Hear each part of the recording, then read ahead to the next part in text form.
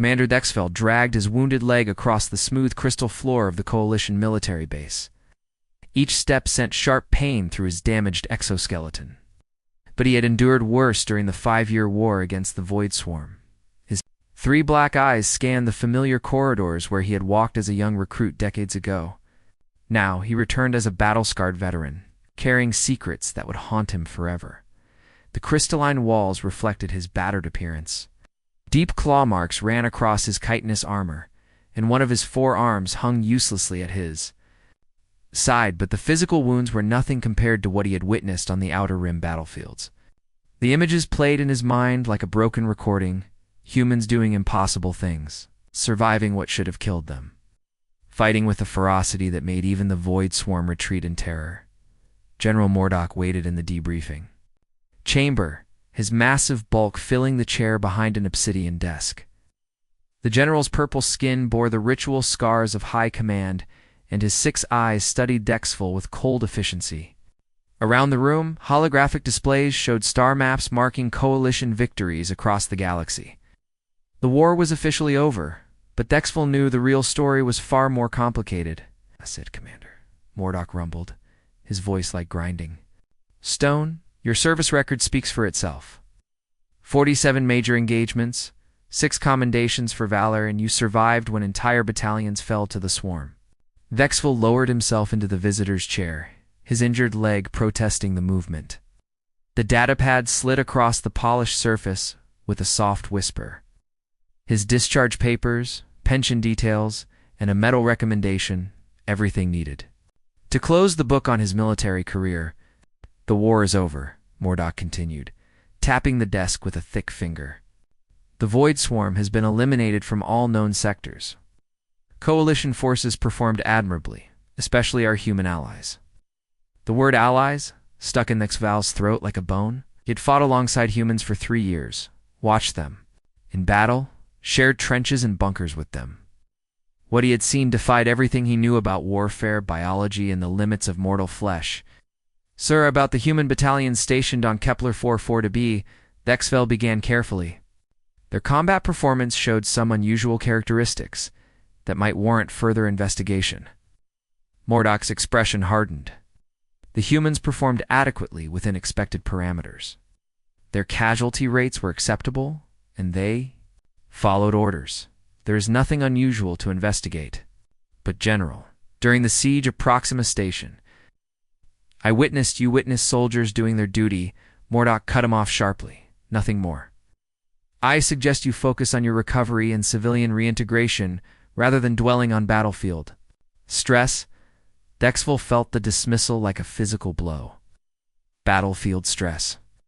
As if what he had seen could be explained away by combat fatigue. He nodded stiffly and gathered his discharge papers, but his mind was already racing. If the military wouldn't listen, he would find answers himself. That evening, in his temporary quarters, Dexval sat before his personal terminal as Kepler primes. Twin moons cast pale light through the reinforced windows. The base's night cycle had begun, and most personnel were either sleeping or on patrol duty. Perfect time for private research. His veteran access code still worked, granting him entry. 2 military archives spanning the entire war. Dexval began with his own unit records, searching for footage and reports from the battles that haunted his dreams. The Siege of Proxima Station appeared on his screen in stark detail. The Coalition had been trapped in an underground facility. While swarm bioships bombarded the surface, their defensive perimeter was crumbling under waves of chittering insectoid warriors when reinforcements arrived. A single human squad led by Sergeant Minho. Dexval had been there, wounded and barely conscious, but he remembered every detail. Minho was a compact human with dark hair and eyes that seemed to burn with inner fire. He carried standard Coalition gear, plasma rifle, combat knife, and light armor that looked pathetic compared to Dexval's own reinforced carapace. The swarm had broken through the main entrance when Minho arrived. Dexval watched the archived footage with growing unease as the human sergeant charged directly into the breach. Plasma bolts from swarm bioweapons struck his armor, burning through the protective layers and searing his flesh. Any Coalition soldier, would have fallen immediately. Minho kept running. A swarm warrior, 8 feet tall with razor-sharp claws, leaped at the human from above. Its talons raked across Minho's chest, opening wounds that sprayed blood across the corridor walls. The human staggered, but didn't fall. Instead, he grabbed the creature's head and twisted with inhuman strength. The sickening crack of breaking chitin echoed through the speakers, but that wasn't the worst part. Yes.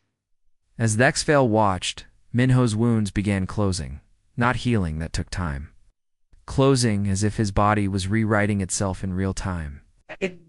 Human's eyes grew brighter, his movements faster, his attacks more vicious.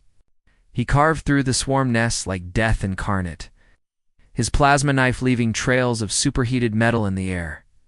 Dexvale switched to another file, the defensive Titan's Edge. He found the recording of Hyjin, a human female barely 5 feet tall, holding a strategic choke point against impossible odds. For 6 hours, she fought alone while her unit evacuated civilians from the colony. The footage showed waves of swarm creatures, breaking against her position like water against stone. Hyjin moved with fluid grace, her rifle firing in perfect rhythm while her free hand threw grenades with mathematical precision. When her ammunition ran low, she drew twin combat blades and began cutting down enemies in close combat. Dexvale paused the recording and enhanced the image. Hyjin's armor was completely destroyed, her body covered in wounds that should have been fatal. Yet she fought on, and with each fallen enemy, she seemed to grow stronger. Her eyes held the same burning intensity he had seen in Minho, as if some inner flame was consuming her from within. The official casualty report listed her as critically wounded but stable. The medical logs showed her walking out of the field hospital less than 12 hours later, requesting immediate return to active duty. Dexvale leaned back in his chair, his 3 hearts beating rapidly. He had fought alongside dozens of species. During the war, the crystalline Zeltharians, the energy-based Vorthok, the hive-minded Kethmari, all were warriors in their own right, evolved for combat and survival. But humans were different. They weren't just fighting the Void Swarm, they were hunting it with a predatory focus that made Dexvale's combat instincts scream warnings. Their eyes, he had seen something that transcended mere courage or duty. He had seen hunger. The weeks that followed became an obsession for Dexvale. Sleep eluded him as he spent countless hours diving through layers of encrypted military files, each discovery more disturbing than the last. His quarters became a maze of holographic displays showing battle footage, medical reports, and communication logs that painted a picture no Coalition officer was supposed to see. His veteran access codes opened doors that should have remained locked forever. The deeper he dug, the more he realized that the official war reports were carefully sanitized versions of a much darker truth.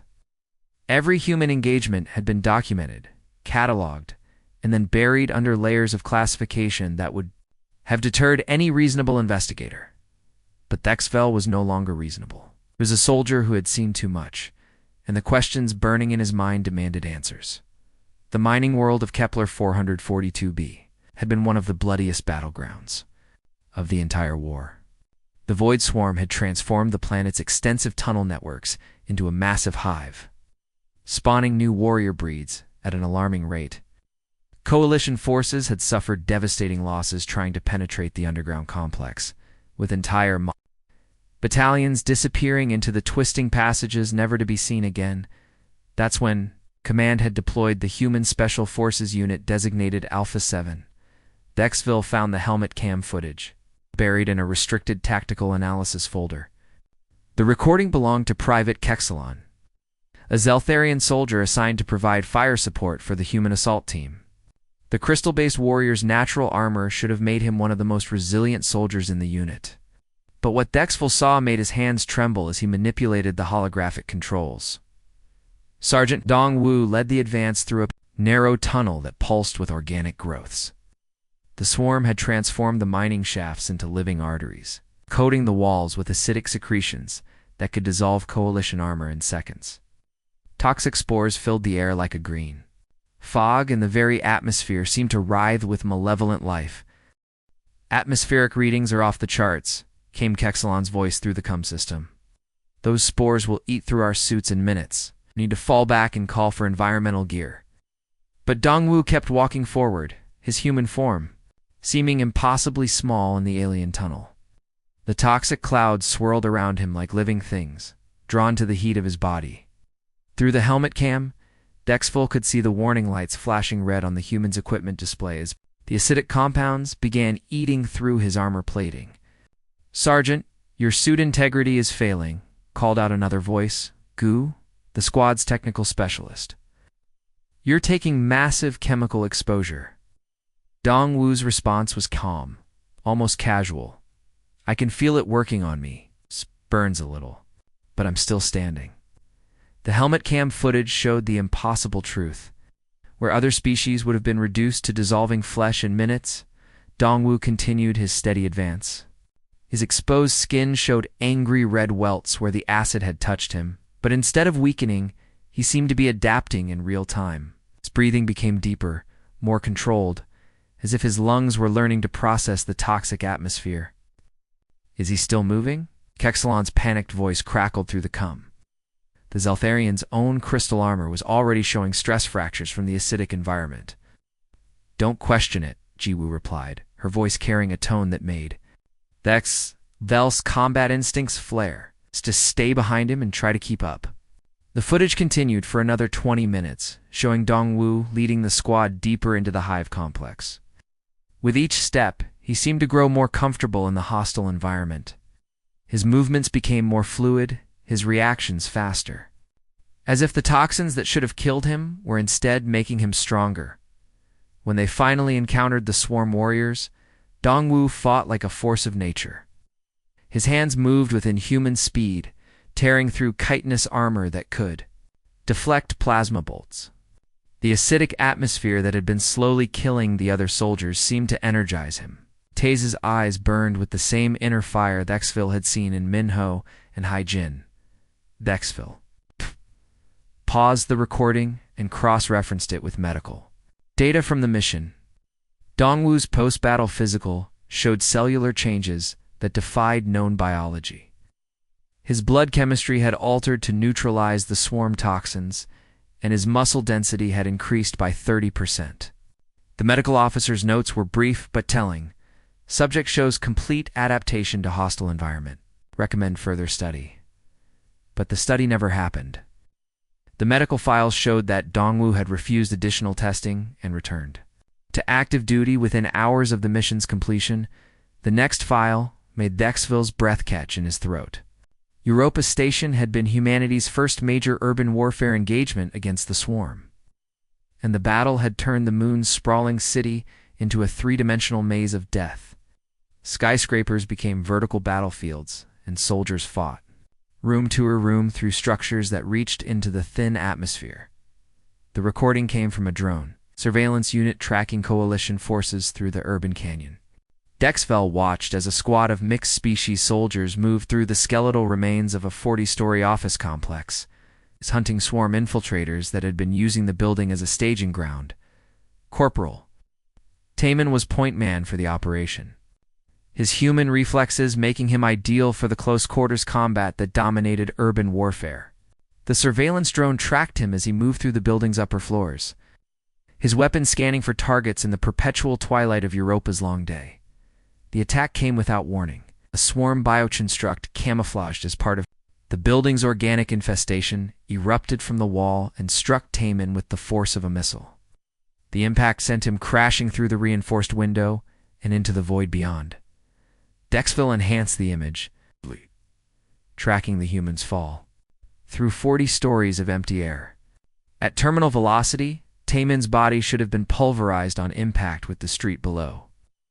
The surveillance drone followed his descent, recording every detail of what should have been a simple combat fatality.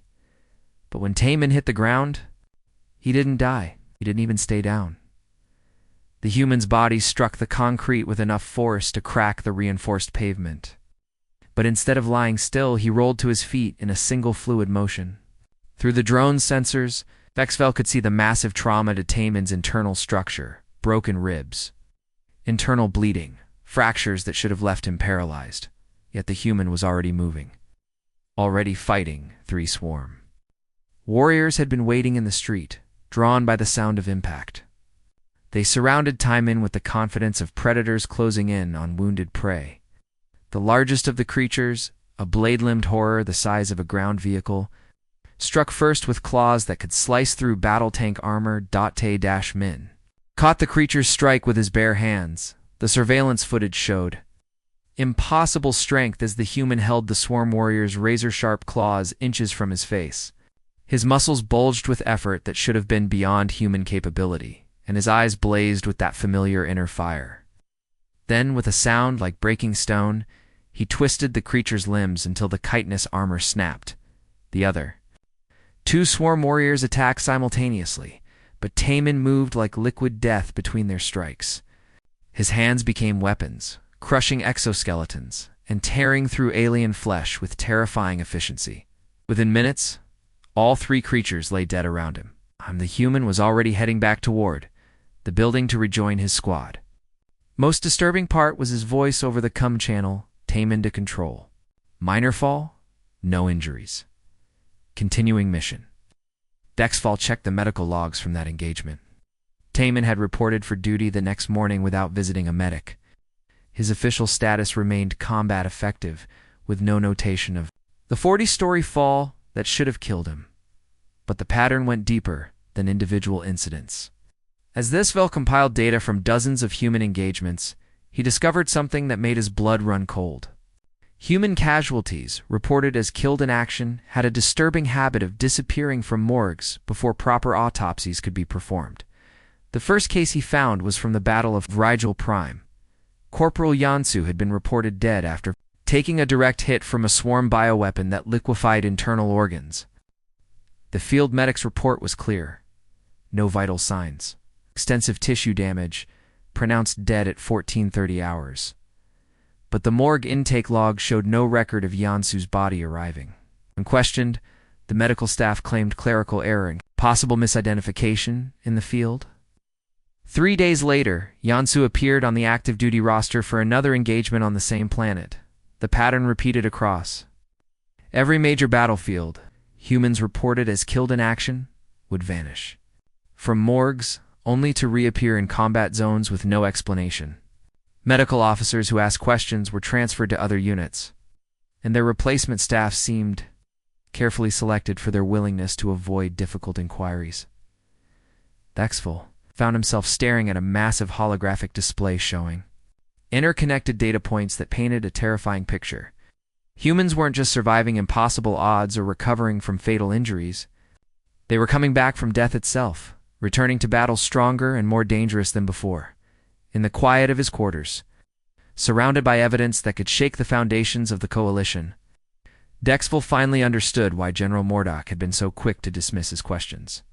The military leadership wasn't just aware of humanity's impossible nature, they were actively covering it up. The question that haunted him now was simple. Why? The encrypted communication logs led Dexfall through a maze of coded messages and hidden channels that spanned multiple star systems. Each breadcrumb trail revealed another layer of secrecy surrounding the human military units. But one name kept appearing in the classified dispatches. Lieutenant Vexelin, of the Spiral Wing Reconnaissance. Of course. Her service record painted the picture of an elite pilot who had flown deep space missions behind enemy lines, gathering intelligence that had saved countless coalition lives. But her file ended abruptly, 3 months after the war's conclusion. With a single notation, medical discharge, psychological trauma, Dexfall followed her last known location through customs records and transport manifests, a digital trail. That led him to the Outer Rim territories, where veterans often disappeared when the memories became too heavy to carry.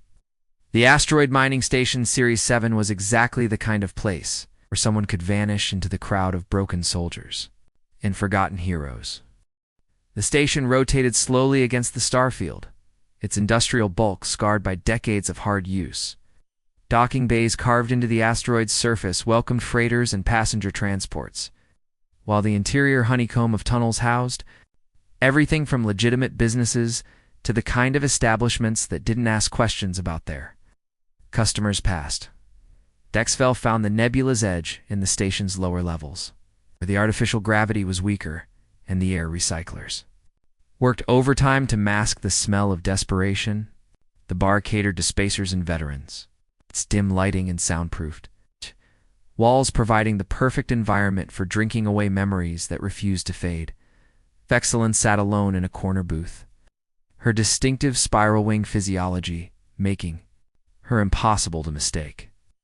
Her species was known for their elegant beauty, translucent wings that caught and refracted light in stunning patterns, scales that shifted color with emotion, and an inherent grace that made them natural pilots. But the creature hunched over her drink bore little resemblance to the proud warrior race. Her wings hung limp and tattered, the delicate membrane torn in places that spoke of violent trauma. The scales along her arms and neck had dulled to a sickly gray color, and her large eyes held the hollow stare of someone who had seen too much. She nursed a glass of Regeline whiskey with the practiced efficiency of a serious drinker, her movements careful and controlled. Vexfell approached, slowly, his military bearing making him stand out among the civilian crowd. "Lieutenant Vexilin? Commander Vexville? Coalition Forces? I'd like to speak with you about Joint Task Force Omega." Her head snapped up at the mention of her old unit, and for a moment her scales flickered with the deep blue of alarm before settling back to their dull gray. "That name's not supposed to exist anymore," she said, her voice carrying the musical quality of her species, despite the roughness of too much alcohol and too little sleep. "Neither are the mission reports," Thexfell replied, sliding into the booth across from her. "But I've seen the files. I know what you flew reconnaissance for." Vexilin drained her glass and signaled the bartender for another. You know nothing. "Commander, trust me on that. If you did, you wouldn't be here asking questions. I've seen the footage from Kepler 44-B, the urban combat on Europa Station. Humans doing things that should be impossible." Dexville leaned forward, his three eyes fixed on her face. "You were there. You saw it firsthand." For a long moment, the only sound was the distant hum of the station's life support systems and the murmur of conversation from other patrons. When Vexilin finally spoke, her voice was barely above a whisper. "You want to know about the humans?" She laughed, but there was no humor in the sound. "They weren't soldiers, Commander.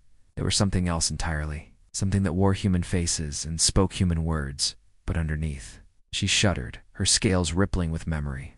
The bartender delivered her drink, and she took a long swallow before continuing. "I flew reconnaissance for Task Force Omega for 8 months. Deep penetration missions into swarm territory, mapping their bioship formations and hive structures. The humans were our ground assault team, 12 soldiers who could go places no sane being would venture."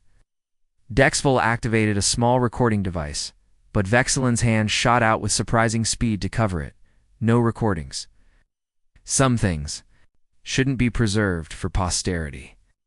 He nodded and deactivated the device, settling back to listen as she began her tale. "The first time I saw them in action was during the assault on Swarm, Battle Station Helix. The station was basically a hollowed-out asteroid filled with warrior breeds and defended by bioships that could regenerate damage faster than we could inflict it. Command decided the only way to take it was from the inside." Vexilin's eyes grew distant as she relived the memory. "I dropped the human team directly onto the station's surface in hard vacuum. No airlocks, no pressurized insertion pods, just 12 humans in basic combat suits thrown into space like projectiles. Any other species would have needed specialized equipment, multiple safety protocols, backup life support systems." She took another drink, her hand trembling slightly. But Su Bin, the team's demolitions expert, she just walked up to the station's hull and started punching through it. The hull was reinforced biometal, 6 inches thick, designed to withstand ship-mounted plasma cannons. She punched through it. With her bare hands, Exfel felt his combat instincts triggering warning signals throughout his nervous system. "That's impossible. The pressure differential alone would have killed her." "That's what I thought," Vexilin continued. "I was monitoring their suit telemetry from orbit, watching their life signs through my reconnaissance sensors. When Subin's suit registered multiple hull breaches, I expected to see her die from explosive decompression. Instead, her vital signs actually improved. She leaned forward, her voice dropping to an urgent whisper. Her oxygen consumption decreased. Her heart rate stabilized. Her core temperature rose to compensate for the vacuum exposure. It was like her body just decided that space wasn't hostile anymore and adapted accordingly. The implications of what she was describing made Dexvella's thoughts race. Biological adaptation happened over generations, not minutes. Yet she was describing real-time evolution in response to environmental pressure. The rest of the team followed. Her through the breach she'd created, Vexilin continued. Inside the station, they encountered something that had killed 3 previous assault teams.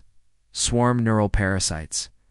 Microscopic organisms that burrow into your nervous system and take control of your motor functions within minutes, she finished. Her drink and immediately signaled for another. I watched through the security feeds as the parasites swarmed over Wujin's squad. These things had turned entire battalions of coalition soldiers into mindless drones. But the humans, she shook her head in disbelief. They absorbed them. I watched Wujin stand perfectly still, while thousands of parasites burrowed into his exposed skin. His suit's medical sensors went crazy, neural activity spiking, brain chemistry changing, cellular metabolism increasing dramatically. Any other being would have become a puppet within minutes. Dexville waited, sensing that the worst was yet to come. But Wujin didn't lose control. If anything, he became more dangerous. His reflexes became superhuman. I watched him dodge plasma bolts at point-blank range, move through combat zones like he could predict where every shot would be fired. The parasites that should have controlled him instead seemed to enhance his natural abilities. The new drink arrived, and Vexilin stared into its amber depths, as if seeking answers there. The worst part happened during our extraction from Titan Base. The humans had been fighting for 18 straight hours, clearing swarm nests from the research facility's lower levels. I was providing air support when I saw Kyungsu's squad get cornered by a blade beast. Her scales rippled with the deep purple of remembered terror. These things were engineered killers, 12 feet tall, razor-sharp claws that could slice through tank armor, and reflexes faster than most species could even perceive. The blade beast caught Kyungsu in the open and hit him with a strike that should have ended the fight instantly. Vexilin's voice became hollow, distant. It cut him in half, right through the torso, just below the ribcage. I saw it happen. Through my targeting scope, one moment he was a complete human being. The next, he was 2 separate pieces falling to the ground. She met Dexfel's eyes, and he saw something in her gaze that made his own blood run cold. But he didn't die. His upper torso, barely connected to his legs by strips of torn flesh and exposed spine, grabbed the blade beast's head and crushed it like an overripe fruit. I watched him kill that thing while his internal organs were spilling onto the floor. The bar around them seemed to fade into background noise as Dexvel processed what he was hearing. The implications were staggering, but Vexilin wasn't finished. 30 minutes later, when my extraction team reached their position, Kyungsu was back in formation with his squad. It's not just alive, healed, complete, like nothing had happened. She laughed bitterly, the sound carrying no trace of humor. The medic's report listed him as minor injuries. Returned to duty. Vexilin's scales had turned completely gray now, the color of fear and exhaustion. During my last reconnaissance mission, I intercepted swarm communications bioelectric, signals they used to coordinate their hive minds. For the first time in the entire war, I heard something I never expected from those creatures. She leaned across the table, her voice barely audible above the bar's ambient noise. Fear. The swarm were afraid. Not of our ships or our weapons, or our technology. They were afraid of the humans. In their communications, they called them the Devourers and the Void-Touched Ones. Dexvel felt pieces of a larger puzzle clicking into place in his mind. What happened to Task Force Omega? Disbanded immediately after the war ended. The humans were reassigned to different units, scattered across the galaxy. The mission records were classified beyond even my clearance level. Drink and stood unsteadily. But I kept watching the news feeds, tracking where they were deployed. Her final words followed Dexvel as she walked away from the table. Whatever those humans are, Commander, they're not like us. The swarm feared them more than we feared the swarm. And now the war is over, but they're still out there, still hungry. Excellent. Testimony had opened a door that Dexvel could never close again. Her words echoed in his mind as he returned to his quarters on Kepler Prime, each revelation building into a picture so disturbing that he began questioning everything he thought he knew about the war. Sleep became impossible, replaced by hours of staring at star charts and wondering what other secrets the Coalition was hiding in its vast archives. The problem was access.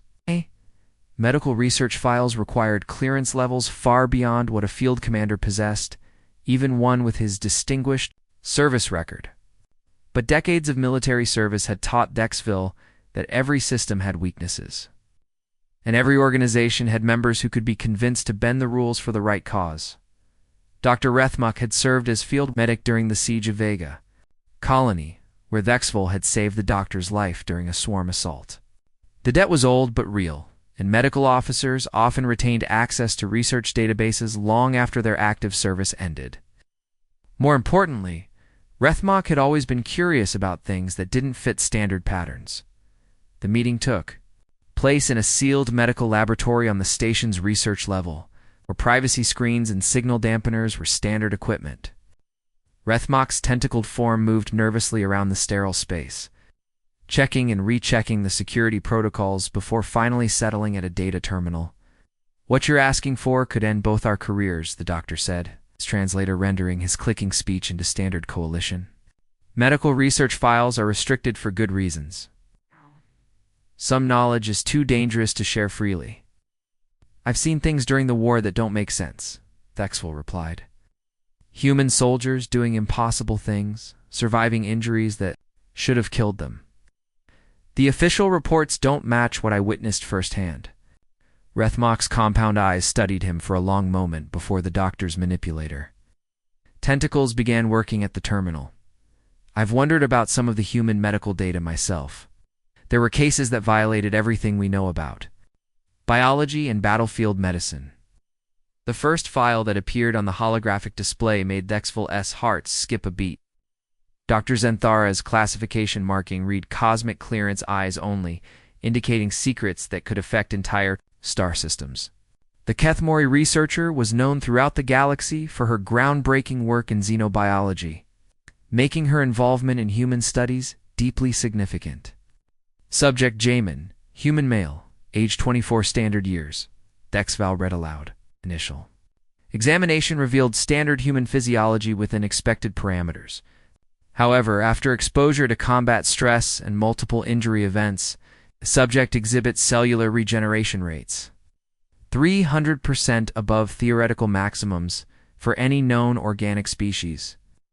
The report continued with clinical detachment that made the horrifying details even more disturbing. Tissue samples taken from Jamin continued showing electrical activity and cellular division even after complete separation from his body. When researchers attempted to destroy the samples with various methods, the tissue actively resisted damage, and in some cases, began regenerating into larger masses. "This is impossible," Rethmuck whispered, his tentacles trembling as he scrolled through the data. "Tissue can't survive without connection to the circulatory and nervous systems. Yet these readings show independent cellular activity lasting for weeks." The next section detailed experiments that made Dexval's combat-hardened sensibilities recoil. Dr. Zenthara had deliberately injured Jamin under controlled conditions, documenting his healing process with microscopic precision. Cuts that should have required surgical repair closed within minutes. Broken bones reset themselves with perfect alignment. Most disturbing of all, the human showed no signs of pain during the healing process. Instead, his vital signs indicated something approaching euphoria. "Look at this brain scan data," Rethmuck said, highlighting another section of the report. "The subject's neural activity during injury and healing shows patterns I've never seen in any species. It's almost like his brain is treating physical trauma as a form of nourishment." The second file focused on neurological studies of humans. Designated Borum and Chanwu, both veterans of deep space combat missions. The research had been conducted at the Coalition's most advanced neuroscience facility, using scanning technology that could map individual Neural pathways in real dash time. Dr. Vincel's report opened with a statement that challenged fundamental assumptions about consciousness and perception. Subjects demonstrate consistent precognitive responses to threats. Reacting to dangerous situations before sensory input should allow such awareness. Reaction times consistently measure 0.3 to 0.7 seconds faster than physical possibility. Now the brain scans showed impossible architecture. Borum and Chanwu displayed neural activity in regions that simply didn't exist in baseline human anatomy. New synaptic pathways had developed during their military service, creating connections between brain areas that should have been isolated from each other. Most incredibly, both subjects showed signs of quantum entanglement between their neural tissues and some unknown external source. "They're reading information from somewhere else," Rethmach said, his voice filled with scientific excitement and growing horror. "These humans aren't just predicting threats. They're accessing data that exists outside normal space-time. It's like their brains have become receivers for some kind of cosmic intelligence network." The combat applications were staggering. Had been recorded dodging sniper fire from positions he couldn't see, while Borum had successfully navigated minefields by following routes that led him around explosive devices buried meters underground. Both soldiers attributed their abilities to combat instincts and good luck, apparently unaware that they were violating the laws of physics with every mission. But the third file shattered any remaining illusions about the nature of human soldiers. The medical log from the Battle of Kepler Prime had been compiled by multiple medical officers working under the highest security protocols. Their findings so disturbing that the entire research team had been reassigned to different sectors immediately after completing their work. Human casualties reported as Kia during the assault on Kepler Prime have been observed returning to active duty within 24 to 48 hours, the report began. Subjects Namjan and Yunaha were pronounced dead by certified medical officers following injuries that resulted in complete cardiac arrest and cessation of brain activity for periods exceeding 6 minutes. Dexful read the details with growing disbelief. Namjan had been struck by a swarm bioweapon that liquefied internal organs. His death confirmed by multiple witnesses and medical scans. His body had been transported to the morgue facility, where it remained under observation for 8 hours. During the 9th hour, morgue staff reported unusual electrical activity emanating from the corpse, 12 hours after his confirmed death. Namjan had walked out of the morgue facility under his own power, requesting immediate return to combat duty. Medical examination revealed not only complete healing of his fatal injuries, but enhanced physical capabilities that exceeded his pre-death baseline by significant margins. Yuanha's case was even more disturbing. She had been decapitated during close combat with a swarm-blade beast, her death witnessed by her entire squad. Yet security footage from the medical facility showed her reassembling herself over a period of 6 hours, her severed head somehow directing her body to crawl across the floor and reattach itself. Neither subject retained memories of their death experience, the report continued. However, both displayed enhanced tactical awareness, improved reflexes, and combat effectiveness ratings 40% above their previous performance levels. Psychological evaluation indicates no awareness of their temporary termination. Dr. Korthmel's final analysis was marked with the highest possible security classification. The elderly Rigelian physician had served as the coalition's chief medical officer for over 3 decades, making his conclusions impossible to dismiss as the work of an inexperienced researcher. Recommend immediate implementation of Protocol 7, his final report stated. Human subjects are not merely adapting to combat conditions, they appear to be feeding off the conflict itself. Each engagement makes them stronger, faster, and more dangerous.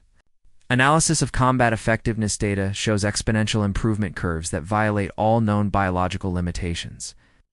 The report detailed a terrifying pattern. Human soldiers didn't just survive impossible battles, they grew stronger from them. Extended combat exposure triggered biological changes that enhanced every aspect of their physical and mental capabilities. The longer they fought, the more dangerous they became, as if warfare itself was a form of evolutionary pressure that transformed them into something beyond their original species. We may have solved our swarm problem, Dr. Korthmel concluded, but we have created something far worse. Human integration into coalition society is unsustainable. These beings are not compatible with peaceful coexistence. Containment protocols must be developed immediately before they recognize their true nature. The file contained appendices detailing proposed containment strategies, from subtle manipulation to outright military action.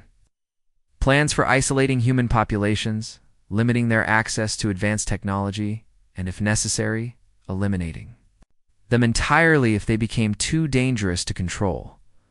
Rethmok's tentacles were shaking as he closed the files. This explains why the human medical data was always classified above my clearance level. They're not just different, they're actively evolving into something that could threaten every other species in the galaxy. Dexville stared at the blank holographic display, his mind reeling from the implications. The Coalition hadn't just fought. Alongside humanity during the war, they had weaponized them, turned them into living instruments of destruction that grew stronger with each battle. And now that the war was over, the question remained: what do you do with weapons that have learned to think for themselves? The answer, buried in those classified files, was more terrifying than anything the Void Swarm had ever unleashed upon. The galaxy the Origins archive existed in a place that officially didn't exist: buried. Beneath layers of quantum encryption in the Coalition's most secure data vault, access required clearance levels that even most generals never achieved. But Dexville had one advantage that the security protocols hadn't anticipated: desperation born from terrible knowledge.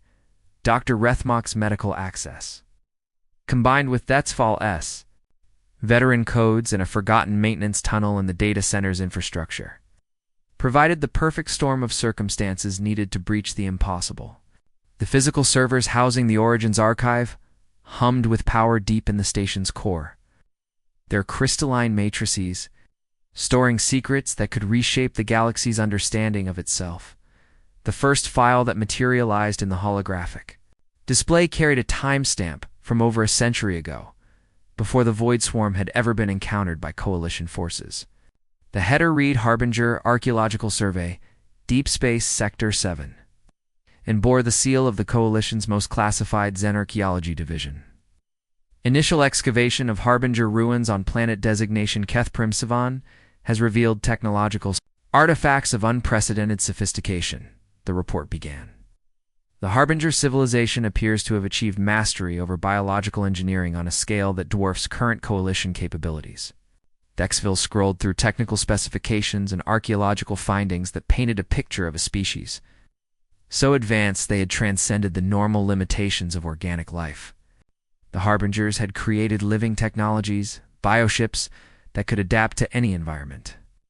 Self-repairing structures that grew like organisms, and most disturbing of all, weapons that could evolve in real time to counter any defense. Centerpiece of their discovery was something the archaeologists had designated the Genesis Protocol, a biological weapon system designed to be the ultimate predator. The weapon wasn't a single creature or device, but rather a life form that could adapt to consume and destroy any other form of life it encountered. The Harbinger bioweapon demonstrates unprecedented adaptive capabilities, Dr. Morethai's report continued. Initial test subjects from various Coalition species were completely consumed within hours. The weapon learns from each encounter, modifying its approach to overcome new defensive measures. It appears to be the perfect killing machine. But the Harbingers had vanished millions of years ago, leaving only ruins and their terrible legacy buried in dead worlds across the galaxy, until 50 years ago, when deep space mining operations had accidentally awakened something that should have remained dormant forever: the Void Swarm. The second file contained the Coalition's first encounter reports with the creatures that would define the next 5 decades of galactic warfare. The initial contact had been a mining station on the edge of known space, its distress call cut short by static and screaming. When rescue ships arrived, they found the station transformed into something alive, its metal corridors pulsing with organic growth, its inhabitants absorbed into a writhing mass of alien tissue. The entities demonstrate hive mind intelligence and adaptive capabilities that exceed all known biological parameters, reported Fleet Admiral Dexter after the first major engagement. Our weapons are effective initially, but they learn from each encounter. What kills them today won't work tomorrow. The war that followed had been a nightmare of constant adaptation and counter-adaptation. Coalition forces would develop new weapons and tactics, only to watch the swarm evolve defenses within days. Entire worlds fell to the alien predators. Their populations consumed and transformed into raw material for the next wave of attacks. For 45 years, the Coalition fought a losing war against an enemy that grew stronger with each battle, until the day they discovered Earth. The third file changed everything. Dexfell thought he knew about humanity's place in the galaxy.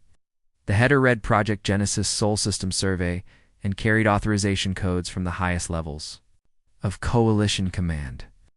Initial reconnaissance of System Cell 3 reveals a classroom world under strict quarantine protocols, the report began. The planet's dominant species, designated human, exhibits unique evolutionary traits that warrant immediate study. Earth wasn't humanity's homeworld in the way the Coalition had always claimed. It was their prison. The truth unfolded in clinical detail across hundreds of pages of classified documentation. Humanity had been discovered centuries ago by Coalition scouts, but their violent nature and aggressive tendencies had marked them as too dangerous for integration into galactic society. Earth had been designated a quarantine world, its population monitored but contained within their own solar system. Human subjects demonstrate unprecedented adaptability to hostile environments. Dr. Valkaris noted in her initial assessment, their psychological profiles show addictive responses to stress and conflict situations. Most remarkably, exposure to combat conditions appears to trigger rapid evolutionary changes at the cellular level. The Coalition had studied humanity for generations, documenting their wars, their survival instincts, and their disturbing tendency to thrive in conditions that destroyed other species. When the Void Swarm became an existential threat to galactic civilization, someone in Coalition Command had made a terrible decision. They decided to fight evolution with evolution. Project Genesis Phase 1. Retrieve human subjects from Cell 3 under the guise of First Contact and Alliance formation. General Vorthak's tactical analysis detailed the deception. Deploy subjects to active conflict zones against swarm forces. Their natural aggression and adaptive capabilities make them ideal predators for our bioweapon problem. The humans hadn't volunteered to fight the Void Swarm. They had been deliberately manipulated into it. Their natural warrior instincts exploited to turn them into living weapons against an enemy that conventional forces couldn't defeat. Subjects Sungho Yansu and Daehan have exceeded all projections, Borthak continued. They don't merely fight the swarm. They hunt it with a predatory focus that appears to be hardwired into their genetic structure. Each engagement triggers further evolutionary adaptations that enhance their effectiveness. The strategy had worked perfectly. Human forces had torn through swarm defenses that had stymied Coalition military might for decades, where other species saw terrifying alien predators. Humans saw prey to be hunted and destroyed. The addictive nature of combat that made them dangerous to civilized society made them perfect killers in the war against extinction. But the Coalition had made a critical error in their calculations. They had assumed that humanity's primitive technology and isolated development would make them easy to control once the war ended. The fourth file revealed just how wrong they had been. Phase 1 complete. Swarm threat neutralized across all known sectors. Coalition High Command's final war report stated with cold satisfaction. Nice. Initiate Phase 2 immediately. Human subjects must be contained before they recognize their true nature and capabilities. The containment plan was elaborate and ruthless. Human populations would be relocated to remote systems under the guise of colonization programs. Their access to advanced technology would be gradually restricted. Their leaders would be replaced with Coalition-controlled personnel. If all else failed, Protocol Omega would be implemented. The complete elimination of the human species before they could become a threat to galactic stability. Recommend immediate implementation of memory modification protocols, Dr. Zenthara had advised. Human subjects must not be allowed to retain knowledge of their true combat capabilities or the circumstances of their deployment. But the final file made Dexville, S3 hearts skip beats in synchronized terror. The timestamp showed it was only 3 days old, uploaded to the Origins archive as an emergency communication from Coalition forces across the galaxy. Phase 2, Encountering Massive Resistance, the report began. Human subjects, Jun, Haiyan-Wu, and one Shik have begun questioning their deployment orders. Multiple units have refused transfer to designated containment zones. Several human commanders have accessed classified military databases and uncovered evidence of Project Genesis.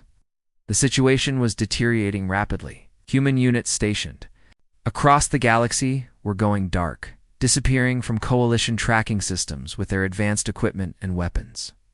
Worse, they were demonstrating coordinated behavior that suggested they were communicating through channels the Coalition couldn't monitor or intercept. Request immediate authorization for Protocol Omega, the final entry stated. Human forces have demonstrated capabilities that exceed initial projections by several orders of magnitude. Standard containment procedures are insufficient. Recommend immediate military action before the situation becomes uncontrollable. Dexvel realized with growing horror that every human soldier he had fought alongside, Minho with his impossible regeneration, Hai Jin with her superhuman endurance, Dongwu with his adaptation to toxic environments, had been weapons designed to kill the unkillable, and now those weapons had learned the truth about their creators. As he tried to access more recent files, his terminal suddenly went dark. Red warning lights began flashing throughout his quarters and the station's security. Alert system began broadcasting in urgent tones. Through the walls, he could hear the heavy footsteps of security forces moving through the corridors with military precision. But it was the final message that appeared on his screen that made his blood turn to ice. Emergency broadcast to all Coalition forces. Human units have breached Coalition command facilities on Rigel Prime and Kepler Station. All containment protocols have failed. Multiple human fleets have been detected moving toward Coalition core worlds. Military commanders report that human forces are demonstrating capabilities that exceed all previous assessments. Request immediate evacuation of non-essential personnel from all major Coalition facilities. May the stars have mercy on us all. Door to his quarters exploded inward in a shower of crystalline debris. Zeltharian security troops poured through the breach, their energy weapons trained on him with deadly precision. But even as they shouted orders for him to surrender, Svexval's mind was processing the terrible truth he had uncovered. The Coalition hadn't just created the perfect weapons to fight the Void Swarm, they had created the perfect weapons to fight anyone, including their creators. And now, those weapons had learned what had been done to them. Humanity hadn't just won the war against the Void Swarm. They had discovered that they were never meant to survive their victory. The species that had been quarantined for being too dangerous for galactic civilization had been unleashed as living weapons, then betrayed by the very beings who had used them. As the security forces surrounded him, Dexval understood the final, terrifying truth. The real war was just beginning. And this time, humanity wouldn't be fighting for the Coalition. They would be fighting against it, the N.